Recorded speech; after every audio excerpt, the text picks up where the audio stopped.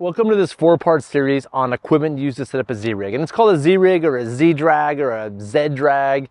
They're all just different names for a 3-to-1, a theoretical 3-to-1 that provides mechanical advantage for some reason. And I've always wondered, does it matter what pulley you use or what rope you use? And I have theories and opinions, but I wanted to test it out. So I brought the ATV out there, you can't see it, and I pulled on the rope. I tried to pull about 1 kilonewtons. For all these tests, it was about a 1 kilonewton pull, measured the output, and then found the ratio and found out what was good equipment, bad equipment, what I liked and didn't like. And first of all, the first test we did, we put 2 of the same pulleys for the 3-to-1. And I only have so many of the 2 of each pulley.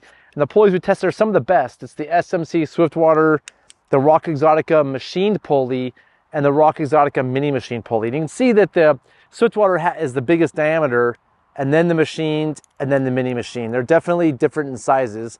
And based on having 2 pulleys, I'll tell you the efficiency, and we were using a good static line for this. The winner was the Rock Exotica machined pulley at 2.58 to 1. And this is a sealed bearing, high quality pulley from a high quality company. It's not the biggest diameter. It turns out that the biggest diameter, the SMC, was 2.5 to 1. The mini machine, the smaller one, was 2.54 to 1. The next test we're gonna do, we're gonna just change out 1 pulley in the system, because there's some pulleys that I have 1 of, and see what the efficiency changes are in that.